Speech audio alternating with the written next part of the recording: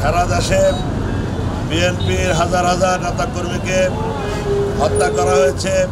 Awami fascist ও জুলাই আগস্টের শহীদ ও পঙ্গুত বরণকারী পরিবারের জন্য তারেক রহমানের ঈদ উপহার বিতরণ।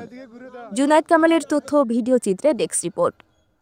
জুলাই আগস্টের শহীদ ও পঙ্গুত বরণকারী পরিবার ও বিগত ১৪ বছর ধরে আওয়ামী লীগ ফ্যাসিস্ট সরকারের আমলে হামলা মামলার শিকার ও পঙ্গুত বরণ করে বর্তমানে যে সকল দলীয় নেতাকর্মীরা অসহায় জীবনযাপন করছেন তাদের হাতে বিএনপির ভারপ্রাপ্ত চেয়ারম্যান তারেক রহমানের ঈদ উপহার সামগ্রী পৌঁছে দেওয়া হয়েছে।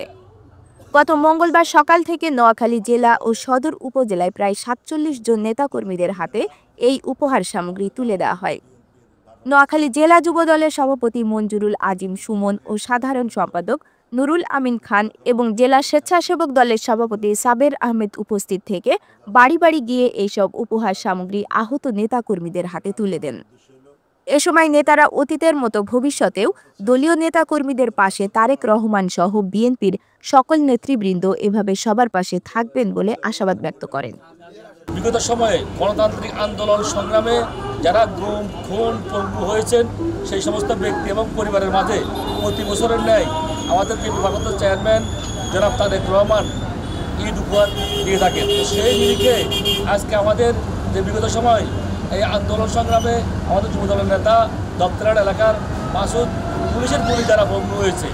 তো আমরা গত কয়েক বছর দিয়ে আসতেছি, এবারও আমরা বাড়িকে দিচ্ছি। ১৭ বছর ফ্যাসিস্ট হাসিনা সরকার বিরোধী আন্দোলনে সারা দেশে বিএনপির হাজার হাজার নেতাকর্মীকে হত্যা করা হয়েছে, গুম করা হয়েছে, বঙ্গুত্ব বরণ করেছেন।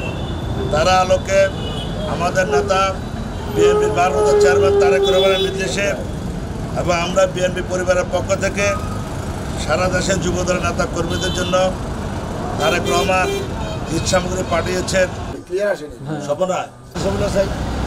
নির্মমভাবে হত্যা করা হয়।